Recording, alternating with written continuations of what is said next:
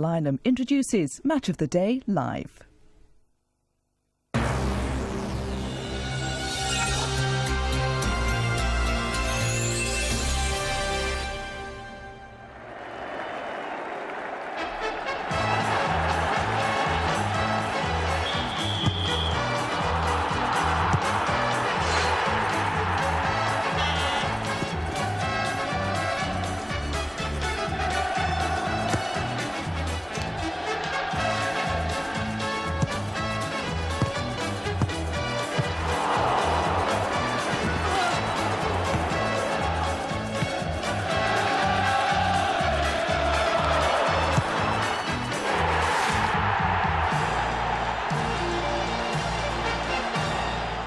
The great weekend of sport continues right here at Villa Park. There'll be a packed house and fantastic atmosphere for this Cup semi-final, Manchester United against Chelsea.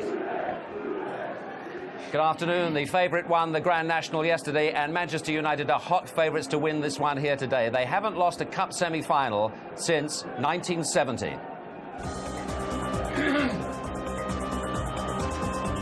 This goal by Billy Bremner gave Leeds victory over them 26 years ago. Since then, United have won 8 semis in a row.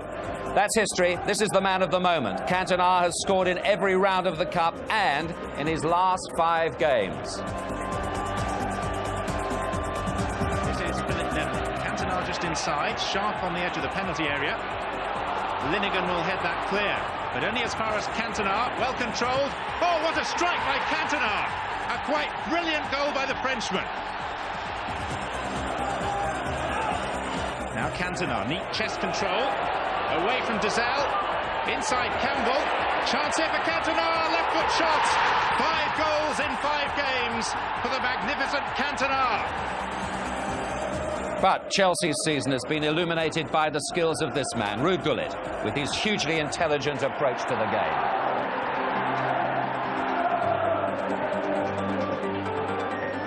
And, of course, there's Mark Hughes, the former United hero, up against his old club. Cup semi-finals, a speciality. It's only a minute to go. It's come to Lee Sharp. Milligan has to get the head on this. Beckford is needed. He wasn't there. It's hooked back in for Hughes. It's there!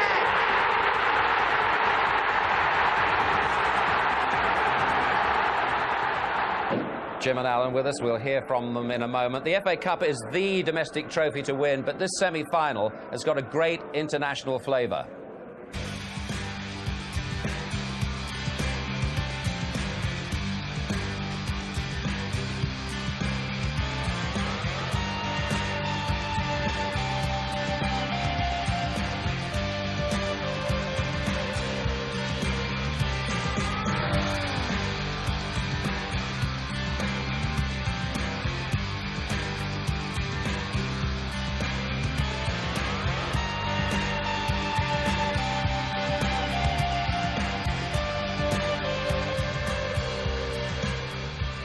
I know for Denmark and Sweden, it's a very, very big occasion. I mean, for years and years it was broadcasted live in Denmark, and even our own cup final wasn't. So it's a big competition, yeah.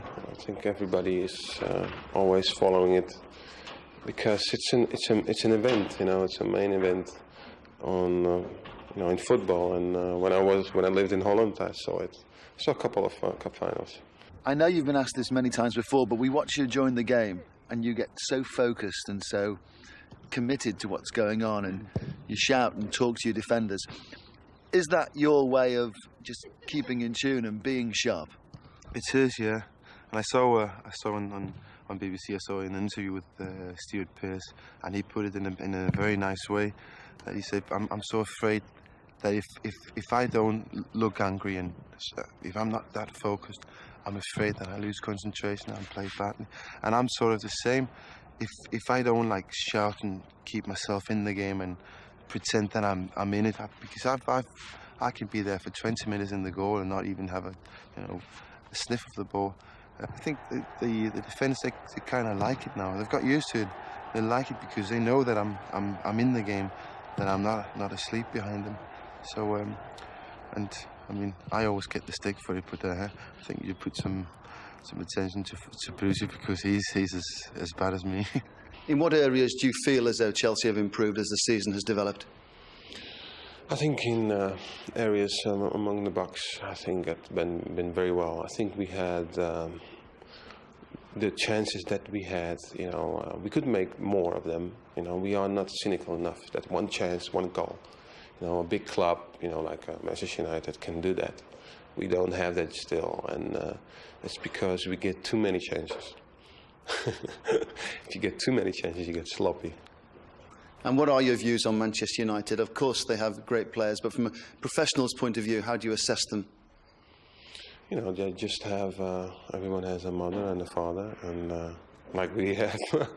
And I think they have a big history. That's the only thing they have more than we have. I mean, all the teams are good to get to the last four. Is it attitude on the day? What's the big thing? I mean, it's a lot about being having the experience of being in the semi-final before. Once you've been there, you know exactly what it is, and that takes a lot of the pressure off. Still a lot of pressure though, but and then it's a lot about luck. But experience is, in my opinion, the main factor. For me, this is just a game to go into the final. And then there is a different feeling. Then there's a different feeling, because then you know that there's something in stake. You know, it's just 90 minutes and you can grab something. But semi-final is nothing. Two of the top personalities on show today. Here are two more, and you're so kind. And the blow for Manchester United is that the news we've just heard is that Steve Bruce doesn't play. Yeah, well, I think it's a monumental blow for them. You know, I think he's one of United's three most important players. HANSEN and SCHMEICHEL are the two. They'll miss him basically because he's playing so well.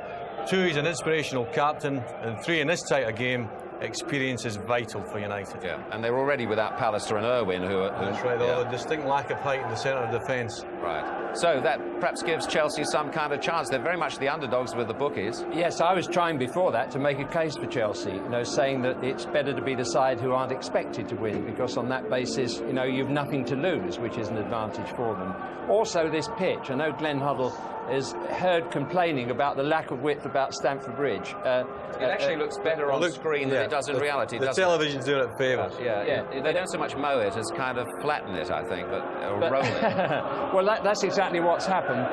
But apart from that, it is a wide yardage area. There's lots of yards on that pitch, which should suit the Chelsea style. And the other thing is that United, despite their recent form, have been short of goals. They've been winning matches 1-0, 1-0, you know, here and there. Cantona the leading scorer. Yeah. So if you were trying to say Chelsea have got a chance before Bruce being out, then you could make a case for them. But now, if I were them, I'd like to re-choose their team and have Furlong in because of his height. There's never, in this game, there's no hiding place.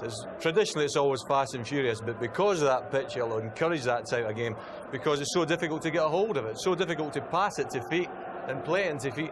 I think Manchester United, even though they're missing Bruce, will play the same type of game. They'll suck Chelsea in and counter-attack quickly. If Chelsea are to win the game, then 100% concentration at all times. No elementary mistakes in defence. And of course, our man, the Flying Dutchman, he's got to play well for them. Right. Now, top stars coming out to play a semi-final here today. You've been in this situation many, many times. The nerves really get at you, or it's the one game that you would hate because of the pressure. You know, the prize at the end of this game is probably the ultimate in professional football. The European Cup final is a bigger game than the Cup final at Wembley, but as a one-off occasion, nothing can beat it.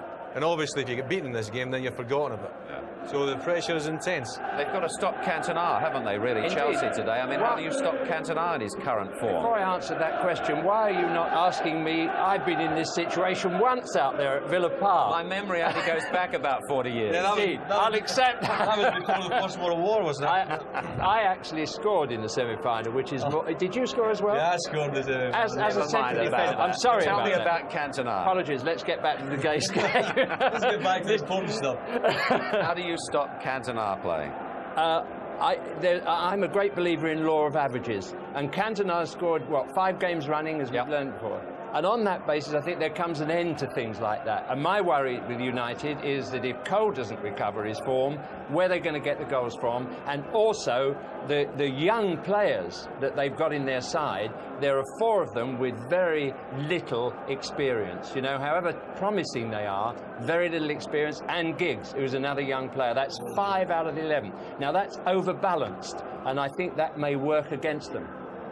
OK, so you're heading towards perhaps a Chelsea victory. I think you'd stay with United. Very tight. Very tight one. Well, they're always tight in the semi-finals, and yeah, it's going to be fun anyway. Yeah, I'm not a coward. I'm not saying Chelsea are not going to win. I'm only saying that they're the reasons which may help Chelsea to win in today, if that's going to happen. Thanks very much. Let's join our commentary team for the match. Enjoy it.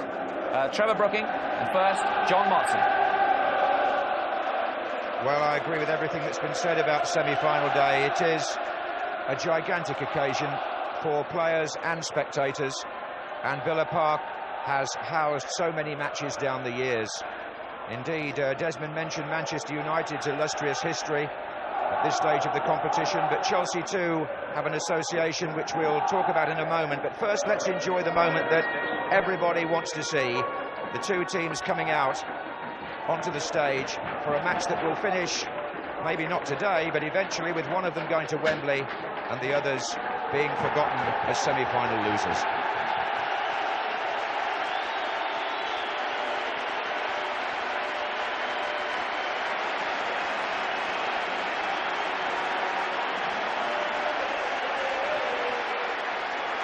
The Chelsea fans here today, 17,500 of them, with the full ticket allocation snapped up, will include some older supporters who were here 30 years ago when Chelsea reached 3 successive semi-finals here at Villa Park. They lost to Liverpool in 1965, they lost to Sheffield Wednesday in 1966, they beat Leeds in 1967. Tommy Docherty was manager then. Let's see the lineup that the modern manager Glenn Hoddle has selected today. He's without the suspended Dan Petrescu, whose goal at Wimbledon put Chelsea on their way here. So number 2, Steve Clarke, will switch to the right, and number 15, Andy Myers, who's missed 14 games since he tore a hamstring in the 3rd round replay at Newcastle, returns to the defence.